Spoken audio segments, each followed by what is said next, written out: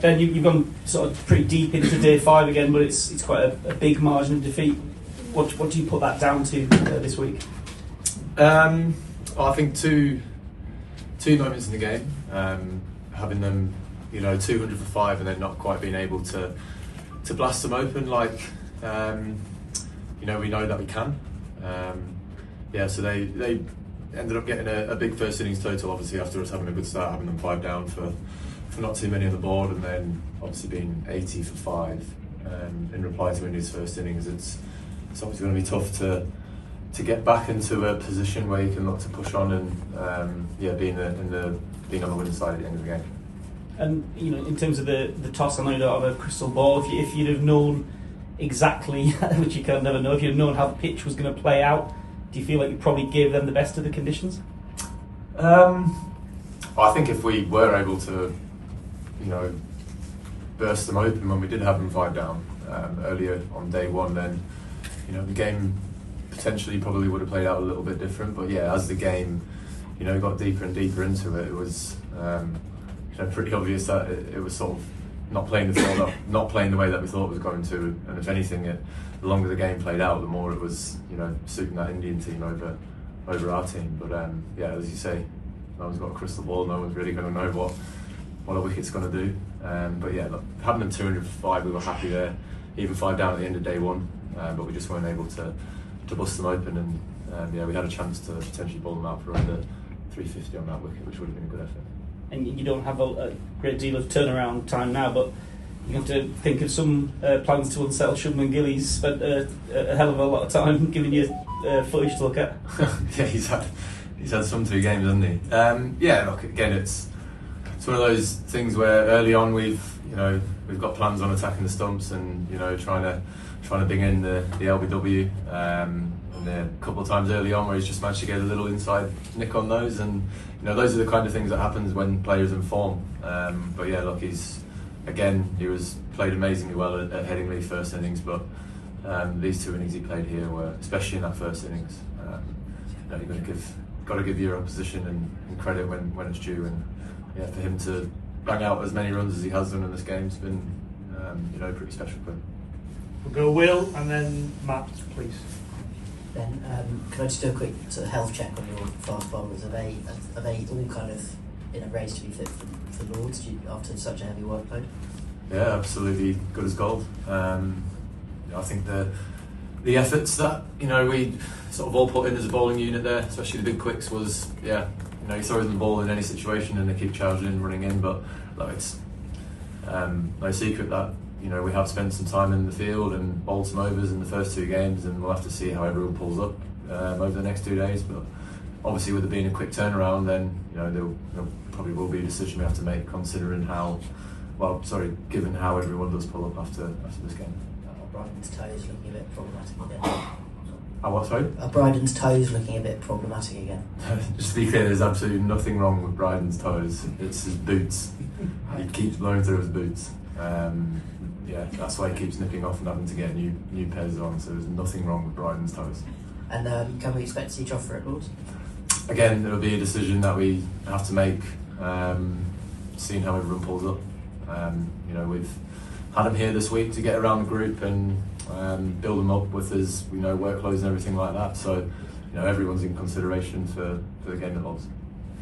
Matt, go ahead, and we'll take 2 at the front here. Go ahead, Matt. Ben, you've had some brilliant wins, including last week at Leeds, but quite a lot of these quite big defeats. Do you think there's a reason why you struggle to be consistent? 300 and something's obviously a big margin. But yeah, we knew what task we had of us. Going into when we first went out to bat in the 4th innings, and obviously that changed when we lose 3 wickets like we did last night. It then rains for an hour and a half, and then we lose 2 early wickets. So the task of today, when we got to that point, was batting out the 80 overs. The result that we always try and push towards and look for, obviously, it was beyond. But yeah, there's the way in which you address that, and obviously going into our shells, going into our bunkers and looking to play in a certain way is one way you could look at it. But for us to, as a batting group and a unit, to go out there and bat those 80 overs, it was to go out there and play the way that we played. And focus on the fact that we knew we had to bat 80 overs. But yeah, like 300 and something's obviously a big deficit. But yeah, India pushed to get 600 for some obvious reasons, I think. Is that because you've been so successful chasing, do you think? I don't think it's might have to do something like that. But yeah, look, 600 is always, it was just a mammoth total to try and chase down. And you know, psychologically, whether that decision was decided at 350, 400, they needed to keep getting more and more and more, I don't know.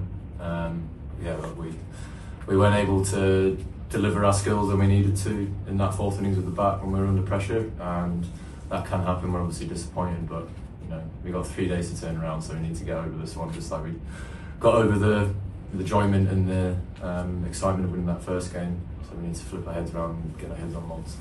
Did it hurt you inside at all, having to accept that you couldn't go for the chase because you made it clear you don't like draws, to have to actually go for one time? Did that hurt you in any way? I wouldn't say it hurts. It's just another thing that you get faced with as international players. You get faced with different situations all the time, and we knew the situation we were faced with in particular this morning when we lost those 2 wickets, and the way that everyone just still went about their business and knew that the task at hand was batting out the 80 overs. Even the way Jamie went out and continued the way that he played from his first innings heroics. That's how he felt he was going to be able to spend the most time out there and be someone at the end there, hopefully at the end of the day. But yeah, just wasn't meant to be. We'll go Mel on this side, and then we'll take 2 at the front. Go ahead, Mel. Ben, the other side of the equation in why you've won so many games has been taking 20 wickets. So is that a little bit frustrating or concerning that you weren't actually able to take 20 wickets in this? And how much do you think about that when you look ahead at the next game? Yeah, you can't win a game if you don't take 20 wickets. But I don't read into it too much. You do also have to appreciate how well India played with the bat. Obviously, pretty favourable conditions, especially if someone got in. 2 of our lads showed that this week, that if you get in, it's very hard to get someone out. So, India's full of world-class players. Shubman's had another unbelievable week with the bat, but he was very well supported throughout. In particular, sort of at the back end of the tail, Jadeja again coming in and getting some valuable runs. So, skill against skill. It's always tough to sort of go, oh, how do we not take 20 wickets? But you are allowed to let your opposition play well, and they definitely did that in that first innings. And then 1 each going forward, 2 here. We'll do Chris, and then we'll finish here at the end. Gentleman here in the corner. Ben, just want to ask, can you talk about what difficulties as a batting group you're facing when you're facing, Akashdeep? What specifically, he was doing there? And the second part is, are you worried about your own batting form? I thought Akashdeep exposed that crack especially last night and this morning. His ability to be able to use and change his angles consistently, but still be so accurate with that. And obviously, he was zoning in on that crack.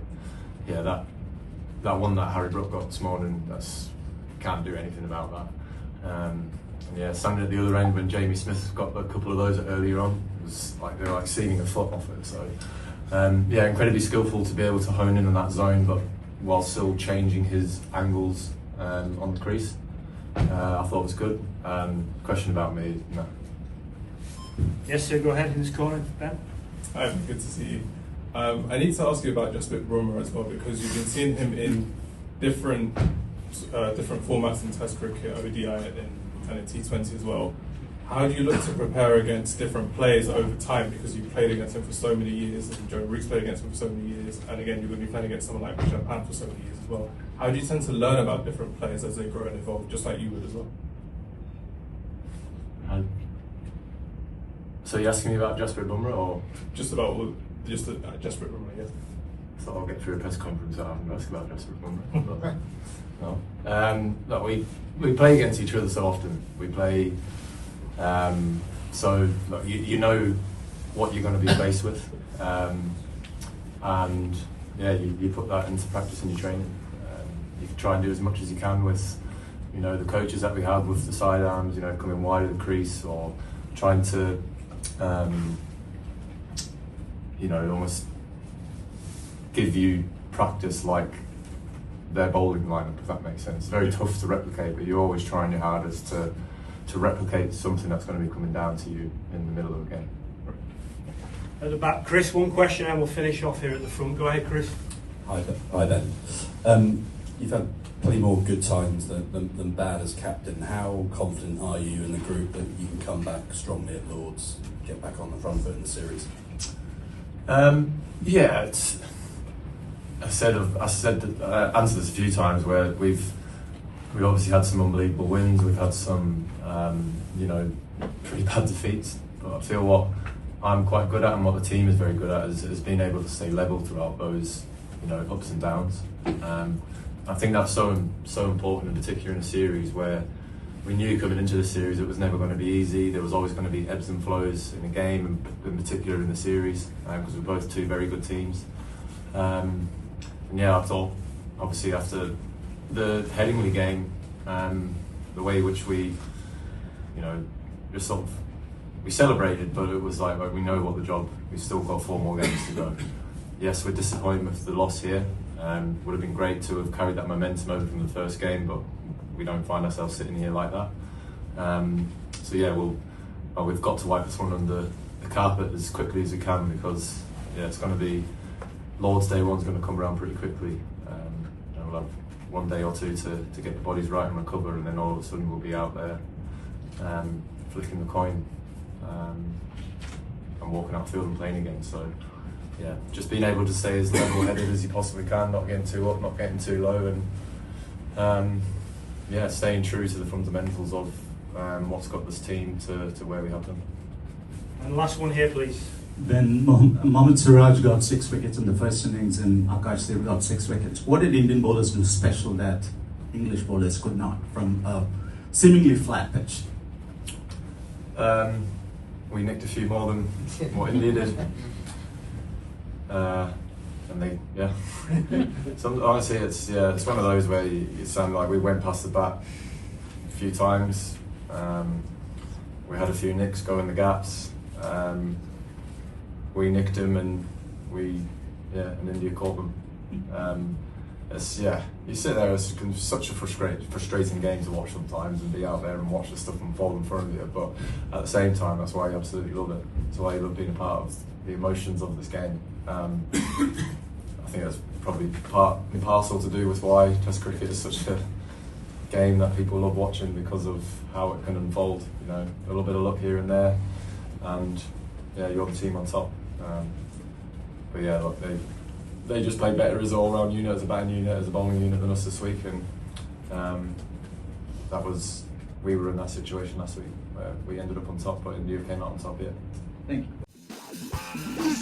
Extra time! Extra time!